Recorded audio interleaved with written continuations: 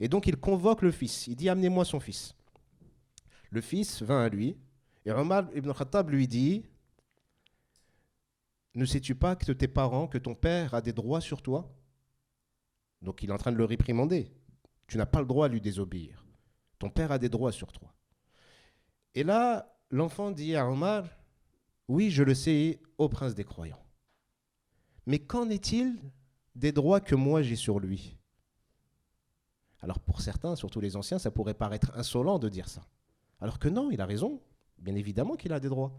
Et il le demande à une personne qui est qualifiée pour lui rappeler justement ces droits-là, parce que c'est Omar. Omar est quelqu'un de savant et quelqu'un de juste. Et il lui dit oui, c'est vrai.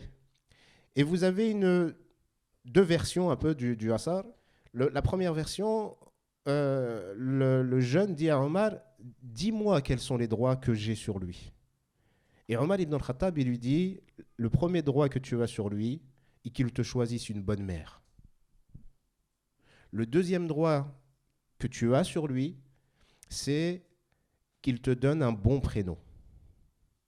Et le troisième droit que tu as sur lui, c'est qu'il te donne une bonne éducation. Et dans une autre variante, il ajouta et qu'il te marie. Et le jeune dit à Omar, par Allah, il n'a rien fait de tout cela. Et Omar lui dit, comment ça? Il lui dit, ma mère est une esclave. Et son maître, c'est un adorateur du feu. Donc déjà, c'est compliqué. Pour moi, et dans ma vie, c'est compliqué par rapport à ma lignée. Il lui dit, mon père était tellement en colère d'avoir eu un enfant avec cette femme qu'il m'a donné un mauvais prénom. Il lui a donné un nom d'insecte. Le nom qu'avait cet homme, c'était un nom d'insecte. Tellement le père était déçu d'avoir un enfant avec cette femme. Et là, Omar lui dit, t'a-t-il enseigné quelque chose de l'islam? Il lui dit, non, il ne m'a pas appris ne serait-ce qu'une lettre. Et là, Omar ibn al-Khattab se retourna vers le père et lui dit, retourne d'où tu viens, tu n'as aucun droit sur ton fils. Bismillahirrahmanirrahim. Wassalatu wassalam ala rasulillah sallallahu alayhi wa sallam. Assalamu alaikum wa rahmatullahi wa barakatuh à tous. Un grand merci à Darifton, tout d'abord, pour commencer, sur l'organisation de ce séminaire, sur ce sujet tellement important, qui est peut-être même le sujet le plus important, sur lequel on devrait investir le plus possible, en temps, en énergie, en argent et en intellect, en effort, en entraide, pour pouvoir justement relever les défis qui sont les nôtres, des défis qui sont difficiles, comme vous le savez. Alors je ne vais pas vous chanter la chanson de notre époque, elle est catastrophique. Toutes les époques, elles sont difficiles, toutes, sans exception. Mais il est vrai que nous, on fait face à des choses aujourd'hui qu'on n'a peut-être pas vues ou qu'on n'a jamais vues avant en tout cas, et qui sont de plus en plus difficiles à gérer.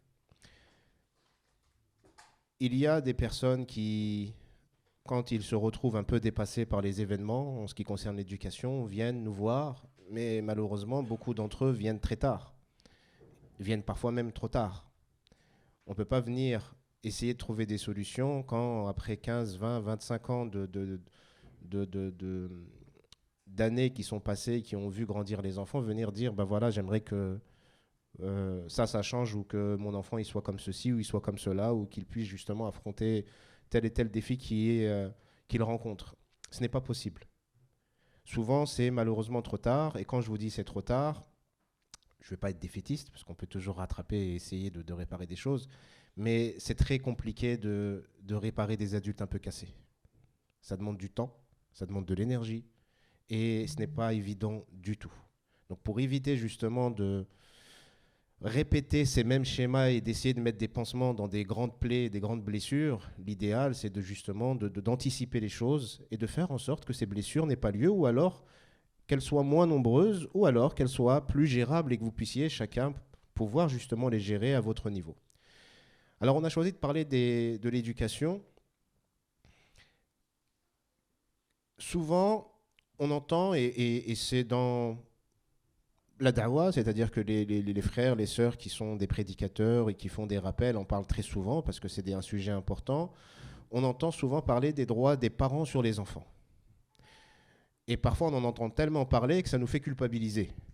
C'est-à-dire qu'on se retrouve bloqué entre un conflit de loyauté entre obéir à ses parents et aller dans leur sens et avoir envie de faire un peu ce qu'on veut qui est parfois opposé à leur désir. Que ce soit dans le besoin de se marier, que ce soit dans ses choix d'études, que ce soit dans les choix de vie qu'on peut faire, on est souvent dans cette confrontation. Et on entend ce discours de « mais les parents c'est important, les parents ont des droits sur nous, on a des devoirs envers eux, on leur doit obéissance ». Et il y a aussi beaucoup de versets qui parlent de ce point-là. Et effectivement, les parents arrivent à une place qui est extrêmement haute, parce qu'ils viennent juste après Allah subhanahu wa ta'ala. Juste après lui, vous avez les parents. Et vous avez le verset que vous connaissez sûrement tous, où Allah subhanahu wa ta'ala nous invite à n'adorer que lui et de faire preuve de bonté envers les parents. Surtout quand ils arrivent à un âge avancé où c'est un peu compliqué, comme pour ceux qui ont encore la chance d'avoir leurs parents et qui ont des parents âgés, ils le savent. Plus ils vieillissent, plus c'est compliqué à gérer. Ils répètent les choses, ils viennent vous embêter sur des détails, et vous êtes un peu obnubilé ou concentré dans vos activités. Vous devez essayer de faire l'effort d'aller les voir, de prendre le temps avec eux, de répéter des choses que vous avez répétées 1000 fois, comme ils ont répété des choses 1000 fois quand vous étiez petit. Mais donc ça devient pénible en tant qu'adulte, et c'est pour ça qu'Allah subhanahu wa ta'ala nous dit qu'à ce moment-là, on doit faire preuve de bonté. Parce qu'avant, on doit bien évidemment faire preuve de bonté, mais c'est un peu plus simple, parce que c'est eux qui s'occupent de nous.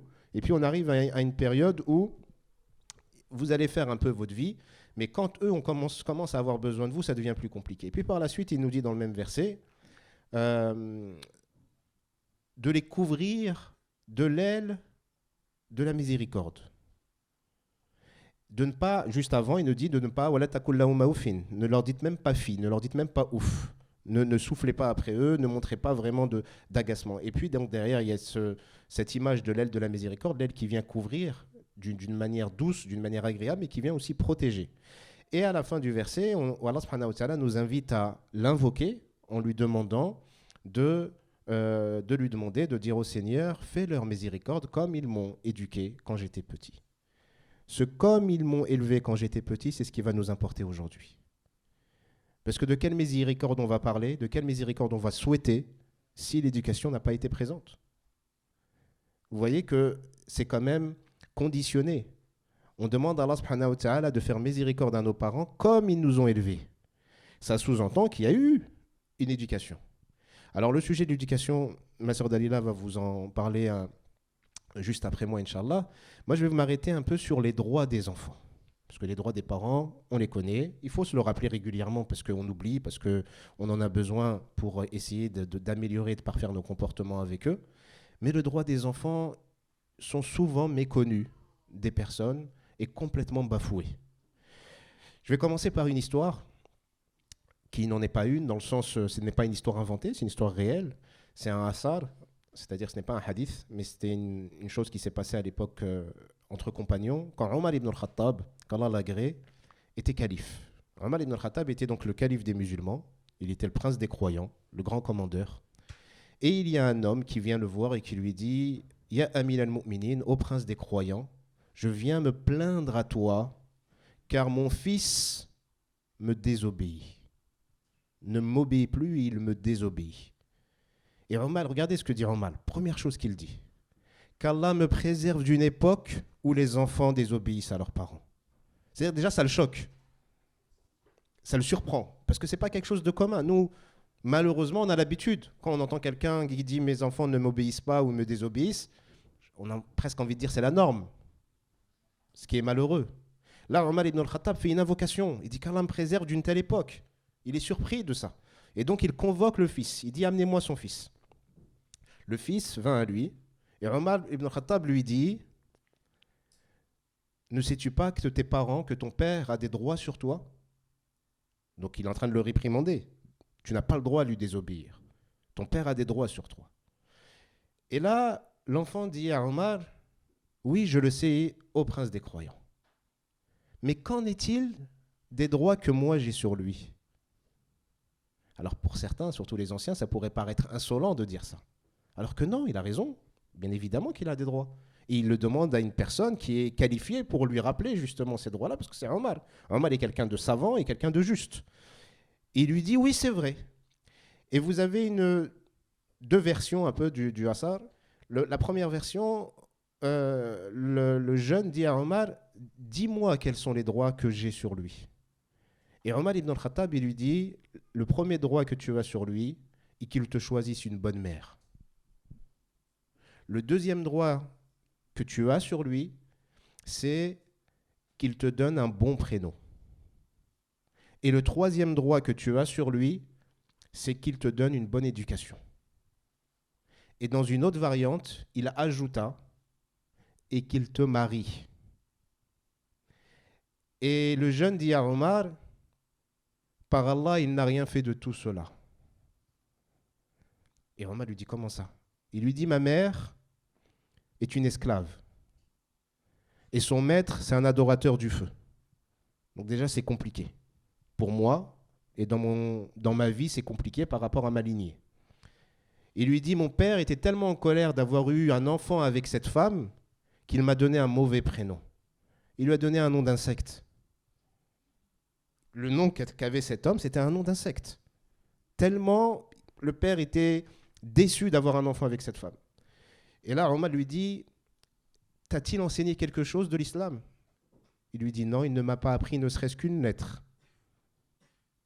Et là, Omar ibn al-Khattab se retourna vers le père et lui dit, retourne d'où tu viens, tu n'as aucun droit sur ton fils. Donc vous voyez bien que dans cette histoire, ce qu'on voit, c'est que Omar commence par ce qu'on fait traditionnellement. Les enfants, il faut obéir aux parents. Mais quand il voit que l'enfant, on ne lui a rien donné de ce qu'on devait lui donner, parce que les droits des enfants viennent avant les droits des parents. Donc le premier droit, c'est de choisir un bon père potentiel et une bonne mère potentielle. Donc quand vous choisissez votre partenaire amoureux, ce n'est pas que pour vous. En tant que musulman, vous devez vous projeter, vous dire, je vais choisir quelqu'un qui va me convenir, avec qui je peux avancer, avec qui je peux cheminer vers Dieu, avec qui je vais pouvoir affronter les différents défis de la vie, et avec qui je vais pouvoir éduquer au mieux des enfants. Si Allah nous permet d'avoir des enfants. C'est un droit que l'enfant il a sur vous, et subhanallah, il a un droit déjà sur nous, avant même qu'il ne vienne au monde. Les ulama ont cité plein d'autres droits des enfants, parce qu'en se basant sur cette histoire, il y a d'autres droits que les enfants ont. Le deuxième droit que les enfants ont avant qu'ils ne viennent au monde, c'est l'invocation qu'on est censé faire en tant que croyant avant les rapports intimes avec l'époux et l'épouse. Dans la sunna du prophète, il nous invite à, car quand la relation intime, comme dans la relation intime hors mariage est un péché, la relation intime dans le mariage est une bénédiction, et quelque chose qui est récompensé, qui est gratifié. Mais le prophète nous apprend de faire une invocation avant. Et quelle est cette invocation? L'invocation, c'est de demander à Allah subhanahu wa ta'ala avant l'acte qu'il nous préserve, c'est-à-dire le couple, d'Iblis, qu'il éloigne Iblis du couple en question.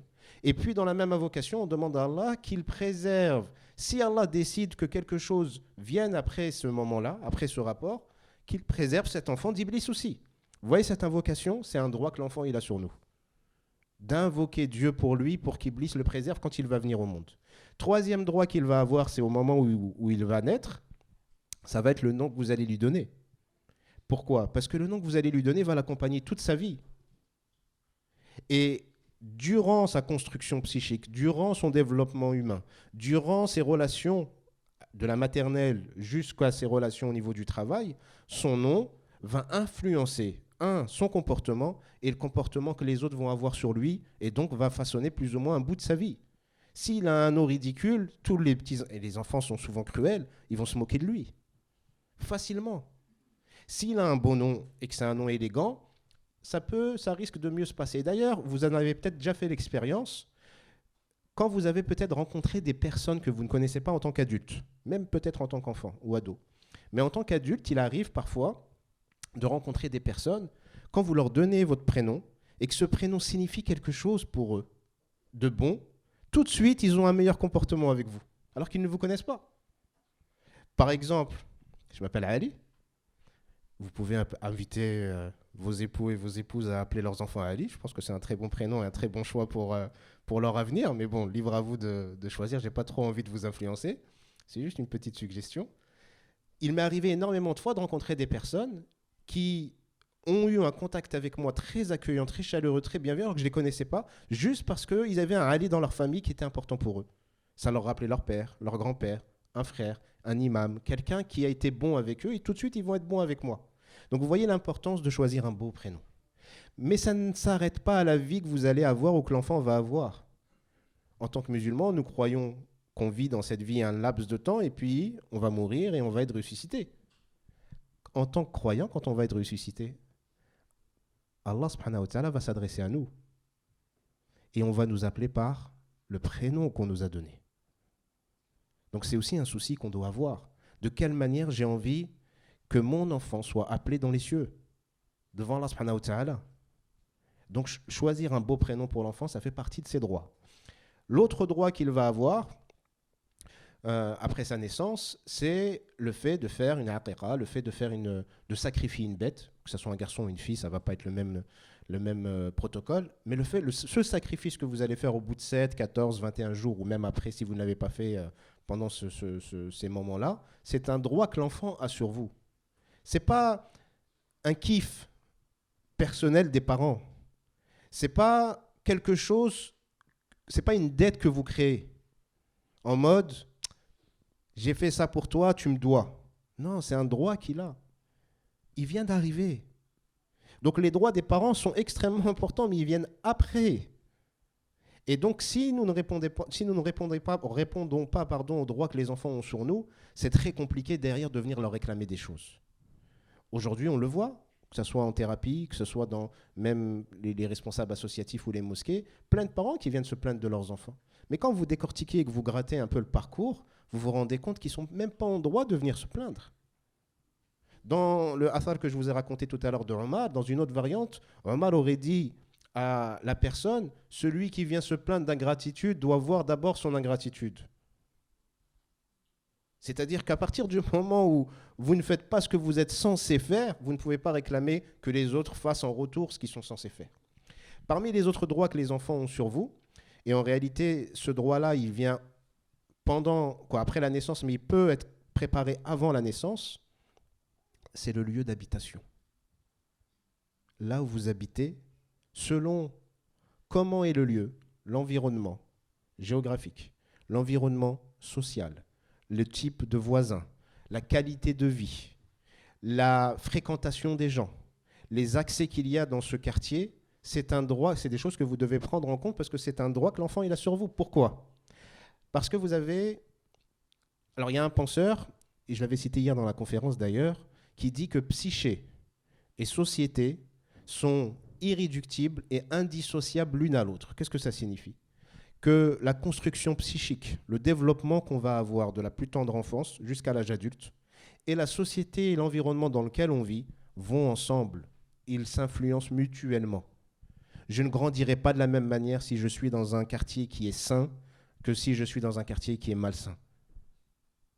Quoi que je fasse, ça va avoir une influence sur moi.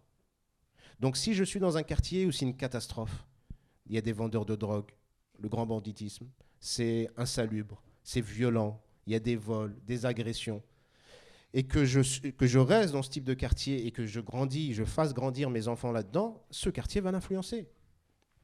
Et ça va être terrible pour lui, ça va être très compliqué pour lui. Soit il va grandir dans la peur, soit il va reproduire les mêmes schémas, et après, vous allez vous plaindre, ou les gens vont se plaindre de « oui, mais mon enfant, c'est un petit voyou ». S'il est autour de lui avec des voyous, il y a des chances qu'il devienne un voyou. Attention, quand je vous dis que c'est un droit que l'enfant il a sur vous, tous les droits, quels qu'ils soient, que les enfants ont sur vous, ou que les gens même ont sur vous, ça va être selon vos capacités. Commencez pas à dire Ali nous fait culpabiliser parce que je suis dans un quartier, il n'est pas top et malheureusement je ne peux pas faire autrement. Non, si je ne peux pas faire autrement, qadar Allah. Il faut que je fasse tout ce que je peux faire, il faut que je fasse le nécessaire. Et si je ne peux pas partir, il faut que j'essaye au moins d'améliorer le quartier dans lequel je suis. Je ne peux pas non plus me plaindre que le quartier est insalubre si moi-même jette des choses par terre.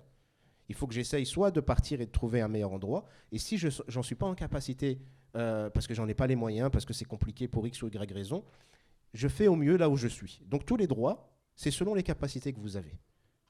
On est clair là-dessus ? Très bien.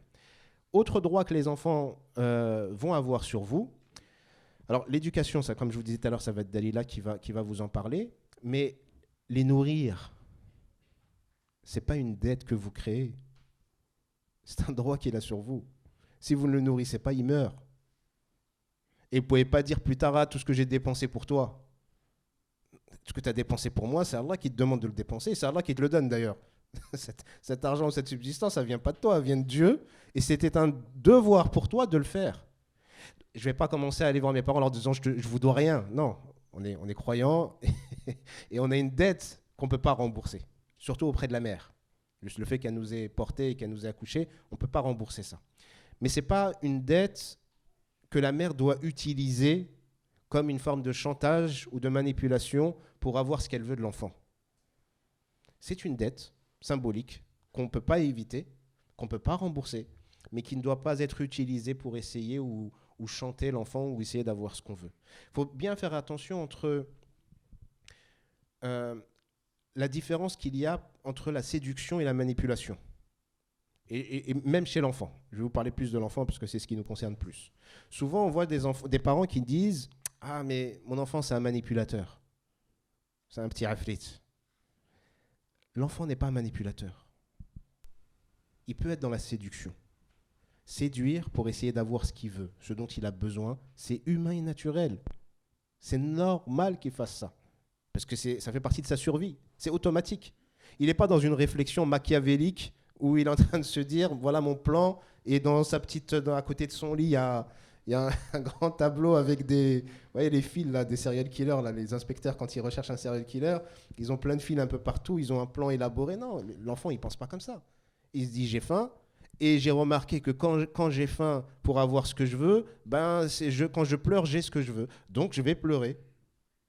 Ou avec ma mère, quand je lui fais un câlin et quand je lui souris, en retour elle me donne beaucoup d'affection. Ou quand mon père, je lui caresse la joue et je lui dis « je t'aime papa », il est meilleur avec moi après. C'est de la séduction, c'est pas de la manipulation. Donc faites bien attention à ne pas avoir une mauvaise perception du comportement de l'enfant en l'interprétant par rapport à un comportement adulte. Un adulte pourrait être dans la manipulation. Parce qu'il peut anticiper les choses, il peut calculer, il peut comprendre s'il fait ça, il va avoir ça, et faire des petites arnaques. L'enfant, il arnaque personne. Il a des besoins qui sont souvent des besoins vitaux. Et il va essayer de les combler d'une manière ou d'une autre, tout simplement. Parmi les autres droits, juste au niveau du temps, pour pas que je prenne trop de temps, il nous reste combien de temps? Allez, pour toi, allez, je dirais une dizaine de minutes. D'accord, on est large. Ok, taïeb. 5-6 minutes. Les négociations sont vraies quand... Quand j'ai dit 10 minutes, j'ai vu la sœur Dalila cligner des yeux. Donc je me suis dit, je vais parité. Donc elle a influencé. Voilà. D'accord. C'est de la manipulation ou de la séduction? Moi, je parle des enfants. Pour éviter tout problème. Non, il n'y a pas de souci. Je vais conclure comme ça, je vais passer le micro. Mais donc, parmi les autres droits, et il y en a encore beaucoup, donc le lieu d'habitation, le fait de les nourrir, le fait de les soigner. Je vous en parlerai un peu après sur l'amour, mais l'amour qu'on a vis-à-vis de l'enfant ou qu'on a vis-à-vis du parent est un amour naturel, mais qui doit s'alimenter, qui a besoin d'être nourri. Ce n'est pas parce qu'il est naturel et qu'il va de soi que c'est bon. Khalas, on passe à un autre dossier et on n'a plus besoin de revenir là-dessus. Non, c'est vital. Un enfant peut mourir réellement. Réellement. Il peut mourir s'il n'a pas d'affection, de lien d'attachement avec une figure. Et ça a été vu. Ça a été vu malheureusement, alors on l'a vu par la force des choses, dans les couveuses, surtout à l'époque, après les grandes guerres mondiales, il y avait des hôpitaux, des couveuses où il y avait plein d'enfants orphelins. Et on a remarqué qu'il y avait un taux de mortalité des enfants qui était très élevé. Et on ne comprenait pas pourquoi. Et en fait, la raison pour laquelle les enfants mouraient, ce n'est pas parce qu'ils n'avaient pas de nourriture. Parce que les nourrices leur donnaient à manger. On leur donnait du lait. Mais on leur donnait que ça. Donc vous aviez plein de bébés. On venait, on donnait des biberons, puis on partait. Taux de mortalité qui augmente. Les gens comprennent pas. On les a nourris. Mais on ne les a pas totalement nourris. Le lien affectif fait partie de la nourriture que l'enfant a besoin pour survivre. Il en a besoin pour survivre physiquement, il en a besoin pour survivre psychiquement, Et il en a besoin pour construire et survivre au niveau par rapport à son âme, là d'un point de vue spirituel. Donc il est nécessaire d'aimer, de ressentir cet amour, de le prouver, de le dire, de le verbaliser, de le démontrer. On décortiquera ça dans l'intervention, Inch'Allah, juste après. Et je m'arrête là pour les droits en ce qui me concerne. Et je passe la main à Dalila. Barakallahu fikum. Barakallahu fik. A'udhu billahi minash shaitanir rajim. Bismillahir rahmanir rahim. J'aimerais rebondir sur ce que tu viens de dire en dernier sur... tu as vu dans les pouponnières. C'était une expérience qui avait été faite, j'ai oublié le nom de cette personne, qui avait fait justement cette expérience où il voulait savoir si les enfants avaient cette capacité tout seuls de pouvoir s'autosuffire. Et donc, il a pris 2 groupes d'enfants. Un groupe d'enfants à qui on donnait les gestes naturels, c'est-à-dire qu'on leur donnait que ce dont ils avaient besoin pour se nourrir.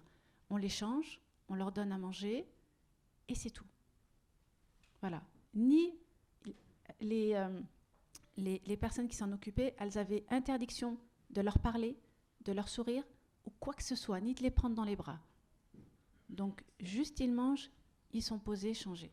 Et il y avait un autre groupe d'enfants à qui on donnait tout le reste. On parlait, on rigolait.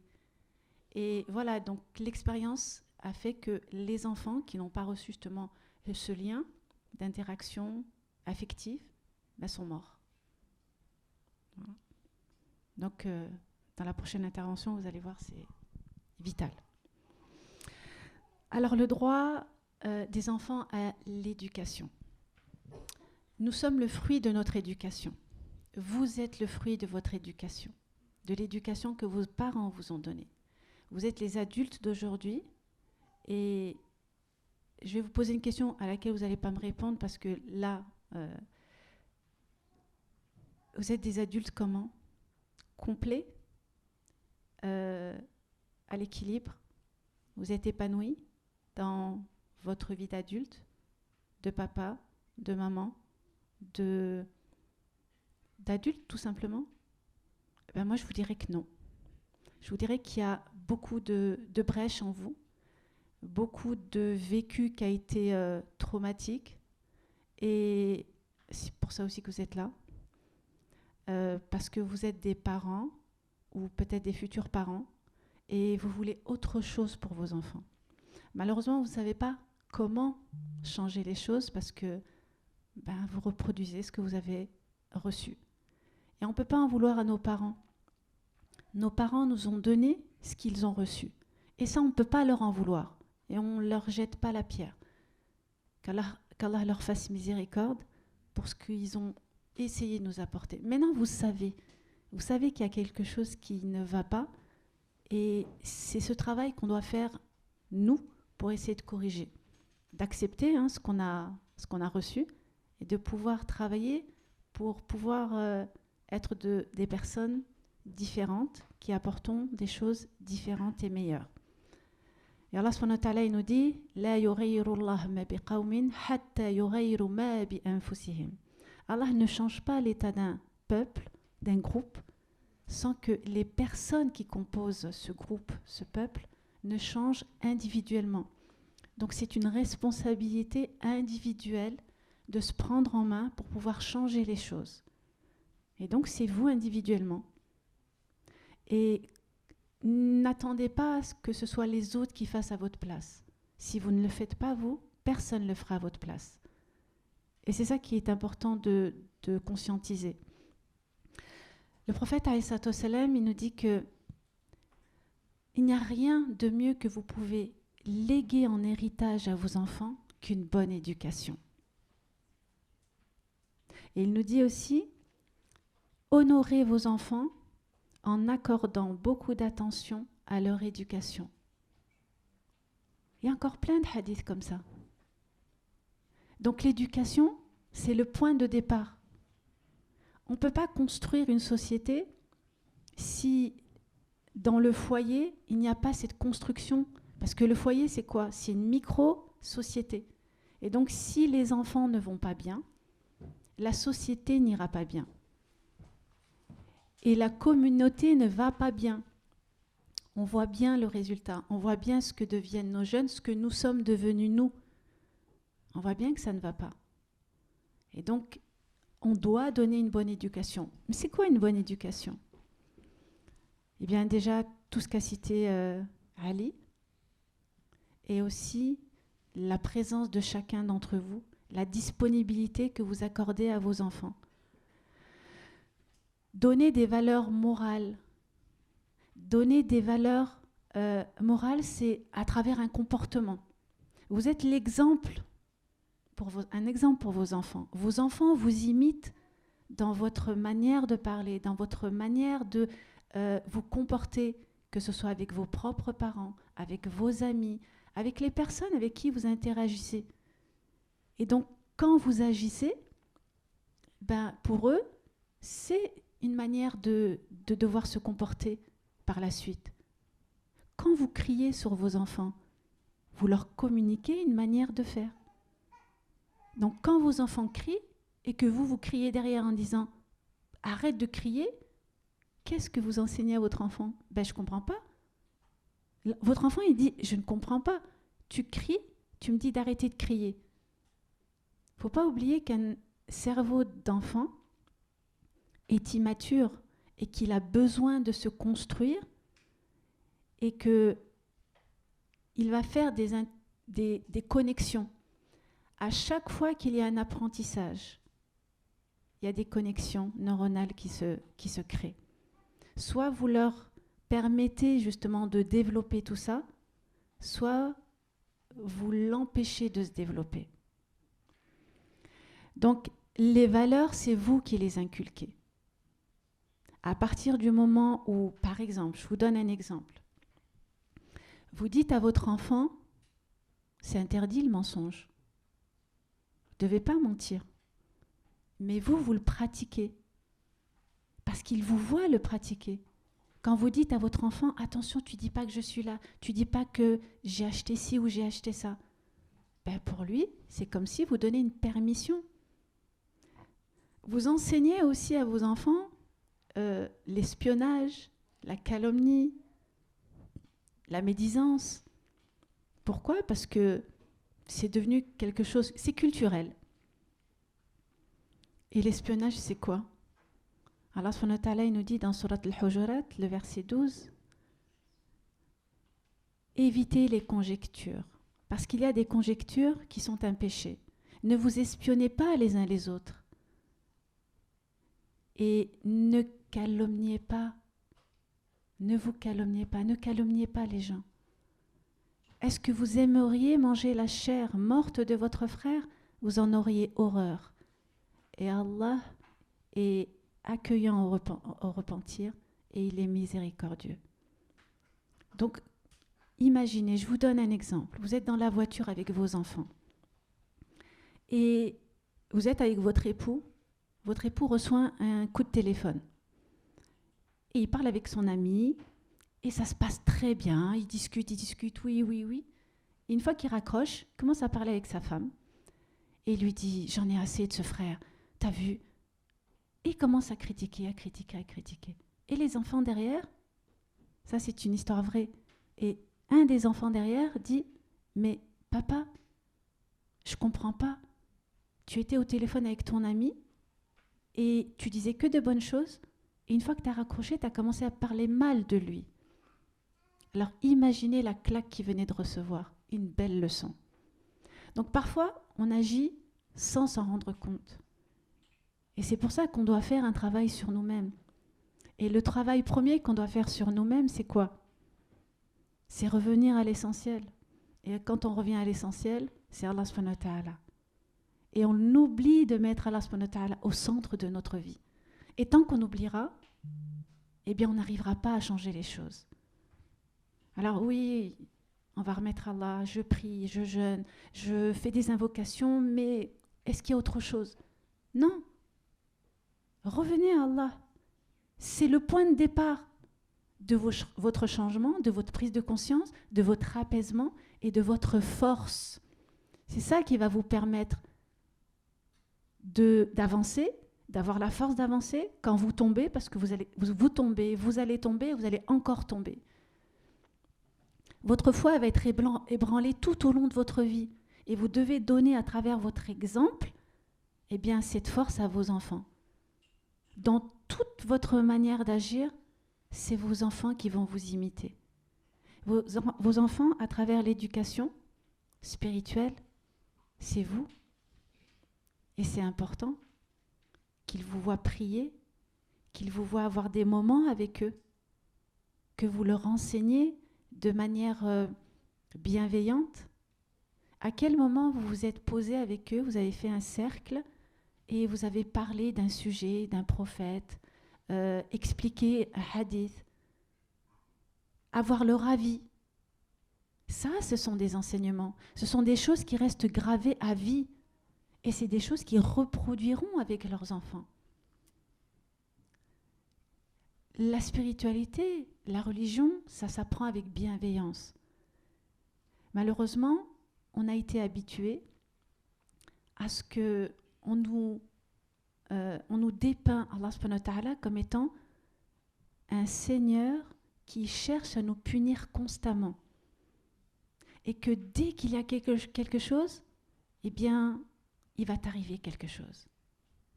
Et donc quand on grandit comme ça, eh bien quand on devient adulte, on reste sceptique et on se dit « mais j'ai pas envie d'un Seigneur qui cherche à me punir.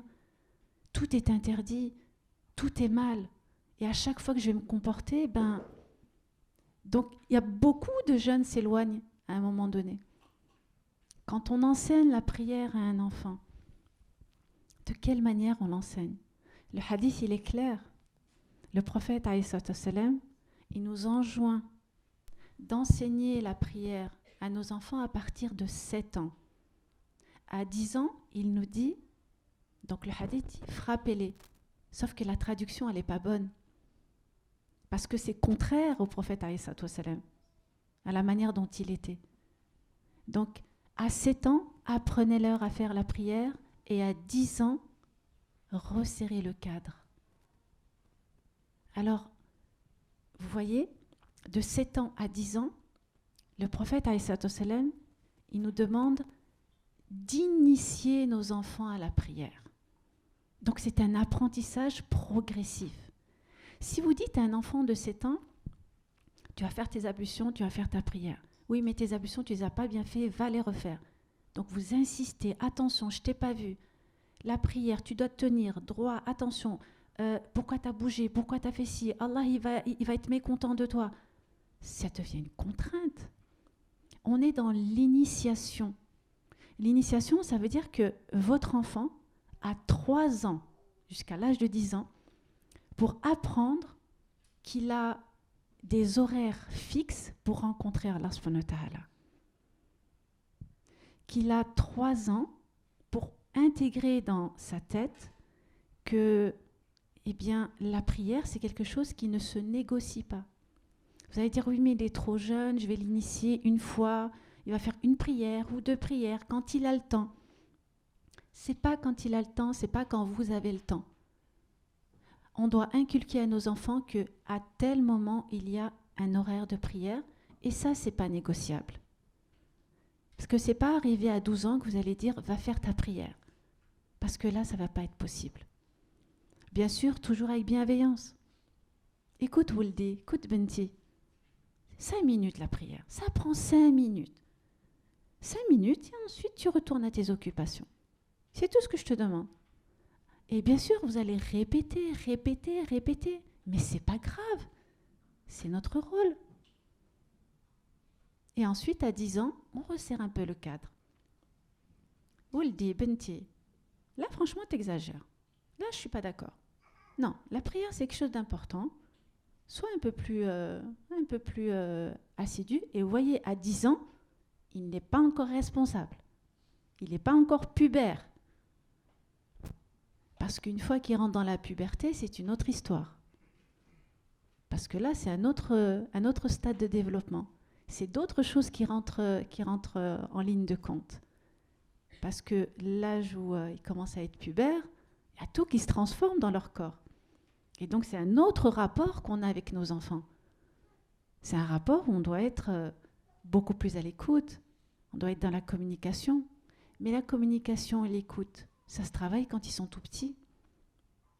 Si vous ne travaillez pas ça avec vos enfants, comment voulez-vous pouvoir communiquer avec eux quand ils seront un peu plus grands? Ça n'est pas possible. Le rôle du papa, il est très important, et le rôle de la maman, il est encore plus important. Donc c'est une coéducation. Et donc la manière dont vous, en tant que couple, en tant que parents, vous allez être, la manière dont vous allez vous respecter ou pas, eh bien ça va donner un exemple à vos enfants de schéma parental qu'ils reproduiront forcément.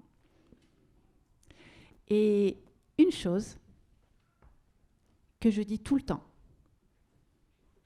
et je pense que ça va vous choquer, mais c'est pas grave, c'est le but, parce qu'il faut qu'il y ait des prises de conscience. Le problème de la femme, c'est d'abord la femme. Pourquoi?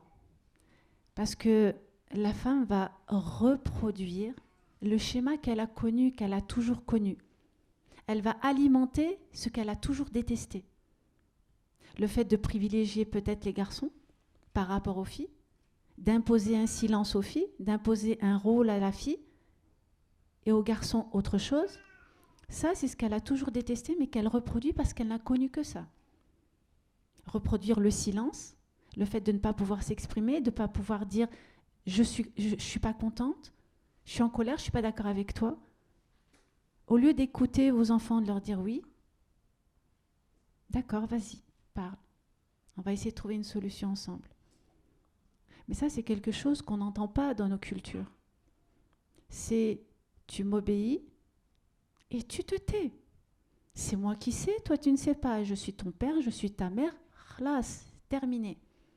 Sauf que ça ne peut pas fonctionner comme ça parce que ça fait les adultes que nous sommes devenus. Et donc c'est pour ça que maintenant, vous allez le savoir, vous le savez, parce qu'il y a quelque chose qui ne va pas entre. Même si vous dites non, ça va. Ouais, quand on vous dit salam alaikum, ça va? Oui, ça va. Mais non, c'est pas vrai. Il faut être honnête, ça ne va pas. Ça ne va pas. Il faut absolument que les choses puissent changer. Vous savez combien de temps il faut pour changer une génération? Il faut 40 ans. 40 ans. Regardez l'exemple de Moussa.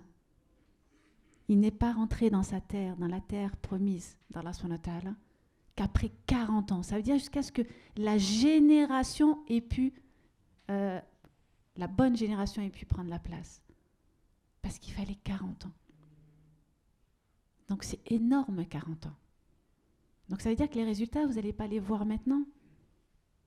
Faites le travail sur vos enfants et ensuite vous allez voir ce qui va arriver. Mais c'est de notre responsabilité commune et individuelle. Parce que n'oubliez pas que vous allez rendre des comptes devant Allah subhanahu wa ta'ala. Le prophète alayhi salatu wassalam, il nous dit que ce sont les parents qui font de leurs enfants un juif, un chrétien ou un masdéen, un adorateur du feu ou un adorateur. Donc ça veut dire quoi? Ça veut dire que chaque enfant est né avec la fitra. Donc c'est vous qui avez cette responsabilité, soit d'accompagner vos enfants dans le chemin de la droiture, de l'épanouissement personnel, soit dans le chemin de la déviation. Bien sûr, il y a d'autres paramètres qui rentrent en ligne de compte, mais c'est vous le pilier, papa et vous les mamans. Mais vous ne pouvez pas vous imaginer le rôle et la responsabilité que vous avez sur les épaules. Vous vous rendez compte que vous avez le pouvoir de détruire vos enfants? Et beaucoup ont été détruits. Quand je dis beaucoup, ce n'est pas un petit pourcentage. C'est un énorme pourcentage, pour ne pas dire la plus grosse partie. Parce que si ce n'était pas le cas, l'état de la communauté, elle ne serait pas comme ça. Si on nous traite comme on nous traite, c'est parce que le travail n'a pas été fait.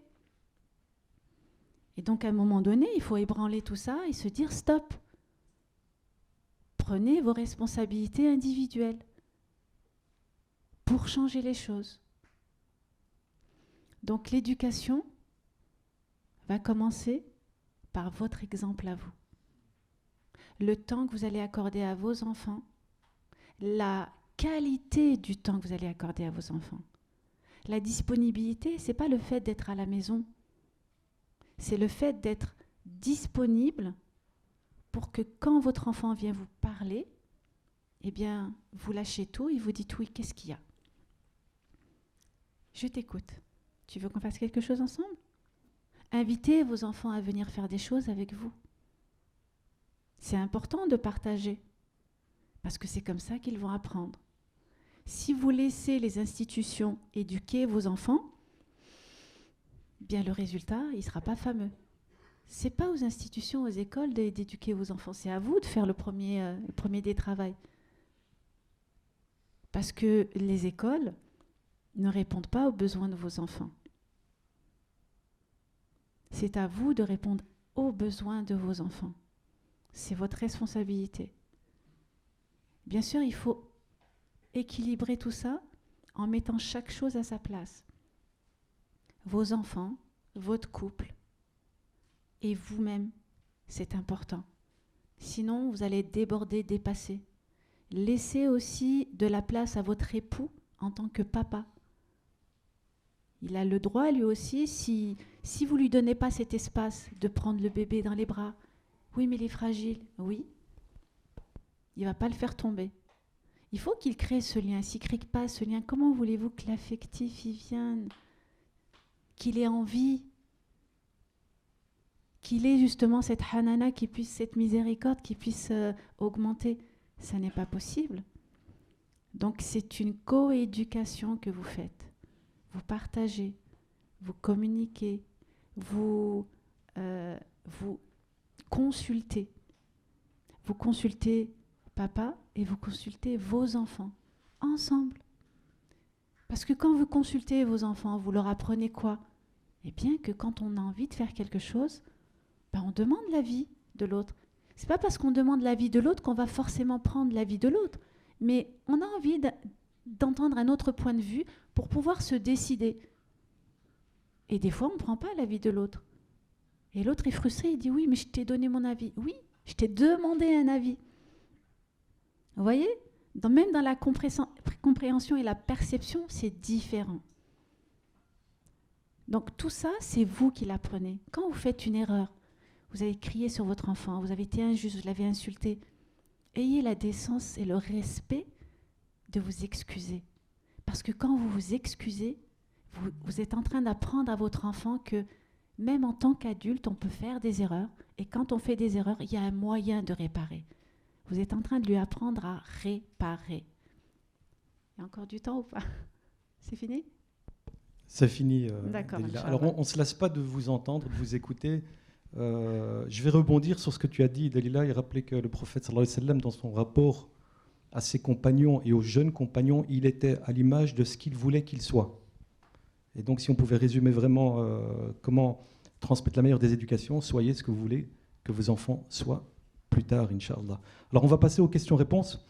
On va faire en sorte, Inch'Allah, de passer le micro. Je vous demanderai d'être clair, concis dans votre question et de mentionner à qui vous posez la question, Inch'Allah. Alors, si vous voulez quoi que ce soit, je vous transmets le micro. Voilà. Salam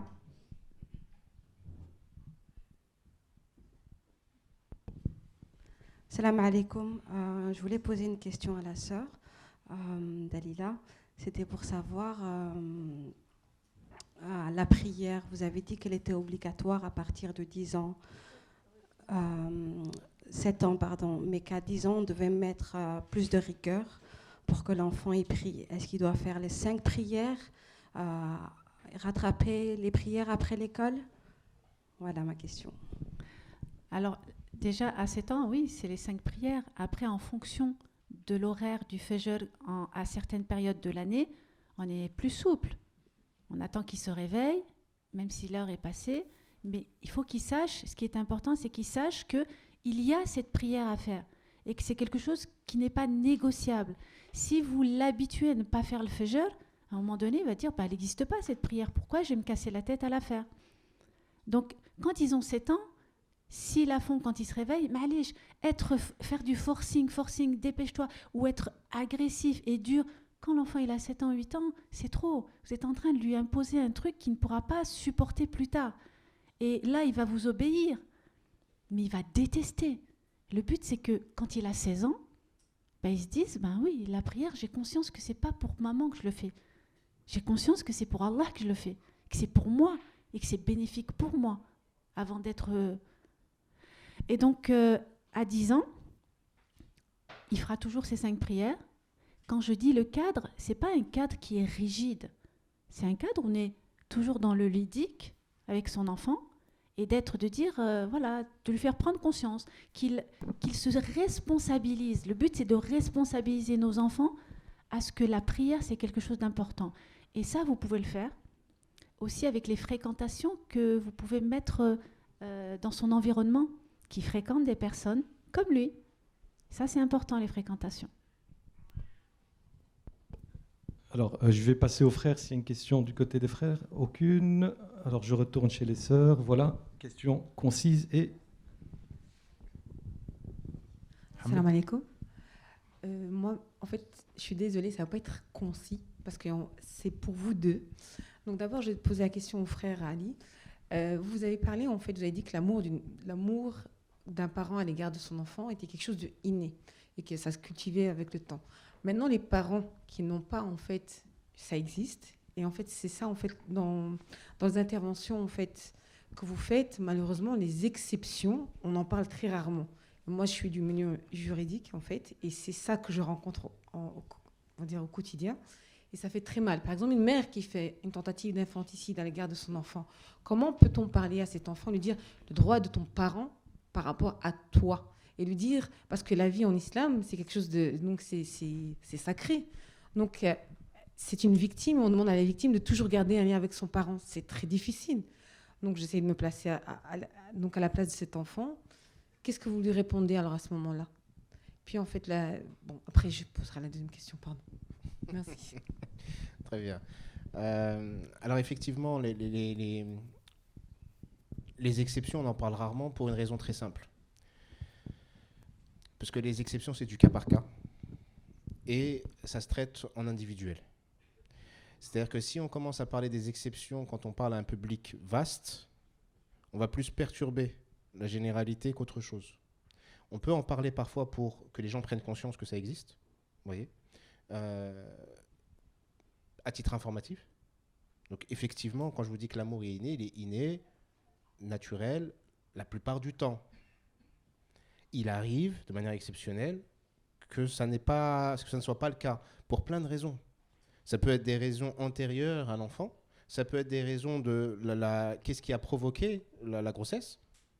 Une femme qui a été violée, qui a été agressée et qui porte un enfant, elle peut énormément aimer et chérir cet enfant, comme elle peut le rejeter totalement. Et puis, vous avez aussi d'autres situations où il y a des pathologies. La mère peut être malade. À partir du moment où une mère essaye de tuer son enfant, on n'est pas dans la norme, on n'est pas dans quelque chose de naturel, on n'est pas dans quelque chose de normal. Est-ce que ça arrive ? Oui, ça peut arriver. Mais ça reste des exceptions par rapport à la masse. Et dans ce cas de figure, en réalité, je vous ai donné la réponse dans ce cas de figure. J'ai commencé par quoi par rapport aux droits des parents ? Sur le fait qu'il est conditionné par rapport aux droits qu'ils ont donnés aux enfants. Donc, si Omar ibn al-Khattab dit à un homme qui lui a choisi une mauvaise maman, qui lui a donné un mauvais prénom, et qui lui apprend rien du tout, il lui dit « t'as aucun droit sur ton enfant », que dire d'un homme ou d'une femme qui essaie de le tuer ? On est dans un autre niveau. C'est pas « t'as aucun droit sur lui », c'est « on t'emmène en prison ». Et la séparation, elle se fait, la rupture, elle peut se faire à ce moment-là. C'est-à-dire que ce qu'il faut comprendre, c'est que quand on parle au grand public, on va essayer de transmettre ce qui doit être transmis en termes de ce qui peut aider les gens à aller de l'avant. Maintenant, et moi j'en vois régulièrement, je vois des choses terribles au quotidien, et on peut aussi en parler si vous le souhaitez. Moi, ça ne me dérange pas, moi je peux parler de tout. Mais l'idée, c'est pas non plus de vous... que vous partiez en culpabilisant d'une situation que vous pouvez ne pas vivre, qui n'est pas forcément la vôtre. Mais vous avez des personnes aussi fragiles. Moi, je ne connais personne ici. Donc, dans le discours que je vais avoir, il est possible que je dise quelque chose qui, moi, me paraît pertinent et bienveillant et juste, et une personne l'interprète d'une autre manière et ça l'a fait souffrir derrière. Alors que ce n'était pas l'objectif. Vous voyez? Donc les exceptions, il y en a. Et puis il y a des choses qui ne sont pas des exceptions, qui sont plus fréquentes encore. Et là, on n'est pas dans on va pas être dans la bienveillance et on va pas être dans l'encouragement de c'est pas grave, il faut toujours parler aux parents, et on peut en parler. C'est par exemple l'inceste. L'inceste est quelque chose qui est très fréquent, mais c'est une catastrophe. C'est un crime, l'inceste. On est dans le pénal. On n'est pas dans le mauvais comportement, c'est pas cool. On est dans le pénal, c'est-à-dire que s'il y a un jugement, c'est de la prison. En France. Après, en Belgique, je pense que c'est la même chose. Mais quand on parle de pénal pour celui qui commet l'inceste, mais on parle de pénal pour celui qui ne l'a pas empêché. Donc, un père qui est incestueux avec son enfant, et la mère ne dit rien, ne fait rien. Et puis l'enfant porte plainte à 30 ans, en disant, voilà, mon père, il m'a fait ça pendant 10 ans. Le juge, il va aller voir la mère. Oui, moi, je ne savais pas. Attendez, vous voyez votre mari quitter le lit conjugal, et il dormait avec votre petite pendant 10 ans, et vous ne saviez pas? Oui, j'ai rien vu.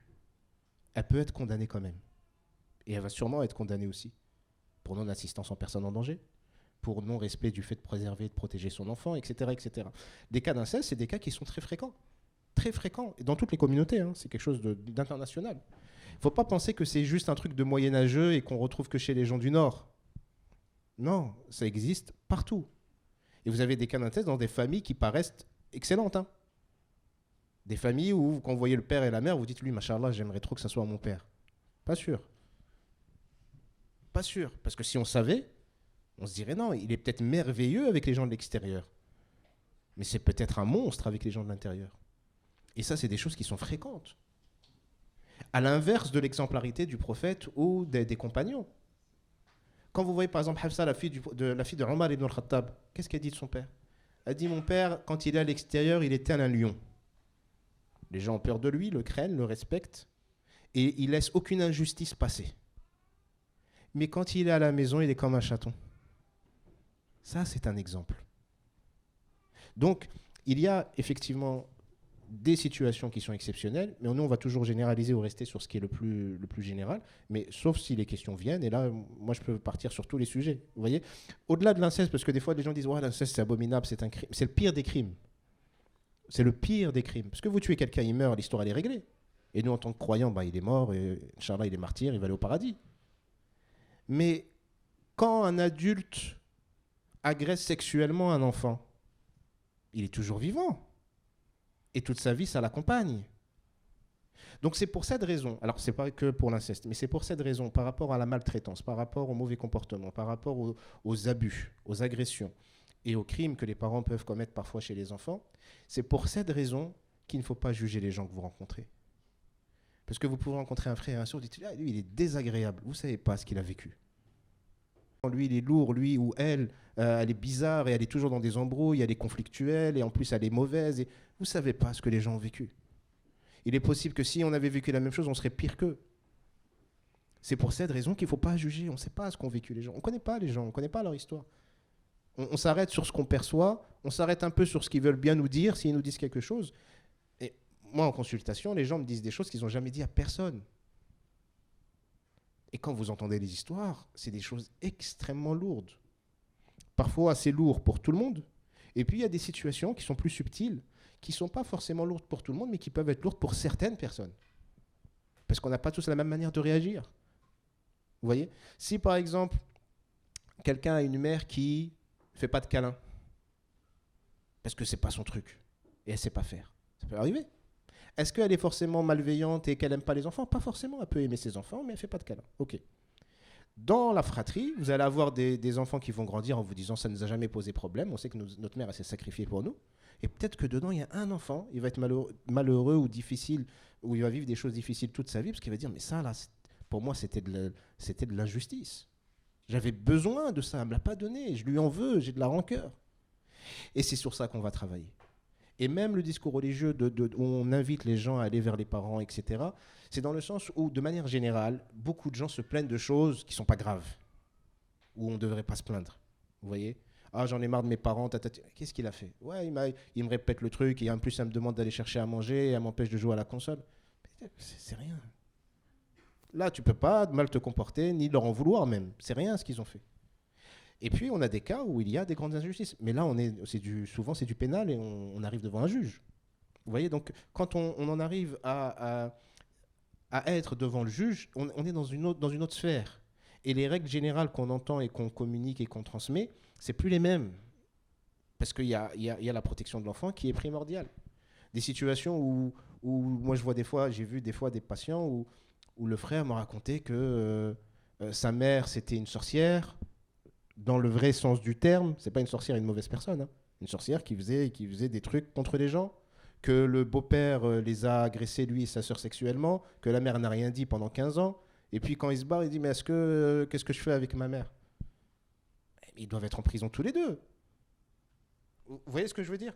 Donc, mais on va pas commencer à dire à tout le monde, vos parents, dès qu'ils commencent un peu à vous saouler, faut juste mesurer. Et après, j'en parlerai tout à l'heure, mais sur le fait d'aimer, il y a énormément de manières de démontrer son amour. Et donc, je peux avoir l'impression que mes parents ne m'ont pas aimé alors qu'ils m'ont énormément aimé. Je le décortiquerai juste tout à l'heure. Parce qu'il est possible que mon langage d'amour à moi, ce ne soit pas le même que ce qu'eux ont fait. Donc moi, je ne perçois pas d'amour alors qu'il y en avait réellement. C'est possible aussi. Voilà. Après, je voudrais juste rebondir sur un truc. Ça, c'est un... On va dire, je lance une alerte pour les prédicateurs, les imams, qui sont là justement pour accompagner aussi. Quand on a des enfants qui deviennent ados et qui deviennent adultes par la suite et qui vivent des relations avec leurs parents qui sont conflictuelles dans le sens où ils ont grandi avec des insultes, des rabaissements, mais vraiment très humiliantes, et qu'une fois adultes, ça continue. Il y en a qui sont adultes, qui ont des enfants, et qui, pour aller rendre visite à leur mère, parce que c'est Birrul Walidain, c'est important, on leur a dit, si jamais tu vas pas rendre visite à ta mère, ben voilà ce qui va t'arriver. Ils vont chez leurs parents avec la boule au ventre pour recevoir des insultes, de l'humiliation devant les propres enfants de la personne. Aucune aide, absolument rien, mais vraiment dans l'humiliation totale de la personne, de l'individu. Donc qu'est-ce qu'on fait? On continue à garder le lien intense, ou on essaye de prendre ses distances et on n'a pas de tort. Ça, c'est une question qui est importante sur laquelle il faut travailler et se prononcer aussi. Parce qu'on ne peut pas laisser les parents avoir en tête qu'ils ont l'autorité suprême et qu'ils doivent imposer absolument une manière d'être avec leurs enfants qui les détruit petit à petit et qui font des adultes aussi qui reproduisent la même chose. Bien. Vas-y, est-ce que je peux juste... Parce que oui, bien sûr. Je vais rajouter juste un autre élément qui me semble aussi important par rapport à l'inceste. Parce que quand on parle d'inceste, on parle d'un acte d'un adulte qui a une relation sexuelle avec un enfant, et l'enfant, contre son gré, et il ne sait pas ce que c'est, il ne comprend pas, etc. Ok. Comme je vous l'ai dit, c'est un crime, c'est du pénal et c'est la prison. Mais il y a une autre situation qui n'est pas de l'inceste, qui va être une situation incestuelle. Ce n'est pas exactement la même chose. Qui est peut-être autant, voire plus fréquente que l'inceste, qui n'est peut-être pas, si on est dans les degrés de gravité, qui est peut-être un peu en dessous, mais qui reste tout autant très grave. C'est des climats incestuels qui vont mettre l'enfant et qui vont faire grandir l'enfant dans un contexte qui va être très problématique et destructeur. Les climats incestuels, ça peut être des choses que les parents sur lesquelles ils ne font pas attention. Ils ont peut-être même l'impression que c'est rien du tout, que c'est normal, alors que non, il y a un problème.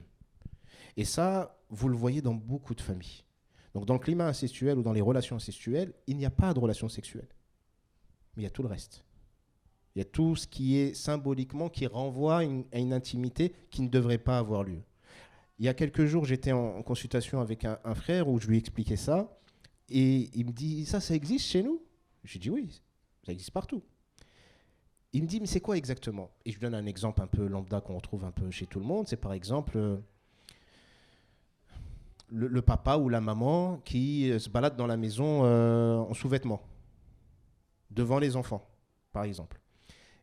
Et le frère en question, le patient, il rigole. Il me dit, mais ça n'existe pas chez nous. Je lui dis, ok, je vais te donner un autre exemple. Ton père, il est en abaya, marocaine, mais il n'a pas de pantalon. Donc, quand il est debout, ça couvre tout. Mais quand tu es assis ou qu'il est assis devant toi, tu vois tout. Climat incestuel. Ou quand il y a dans la relation entre le parent et l'enfant quelque chose qui dépasse la relation du parent et de l'enfant. Vous voyez, quand vous les voyez, vous dites, mais ils sont comme un couple. C'est un problème. C'est un problème dans le développement de l'enfant et ça va être un problème plus tard pour l'enfant quand il va se marier. Vous voyez, les problèmes de belle-mère, de belle-sœur.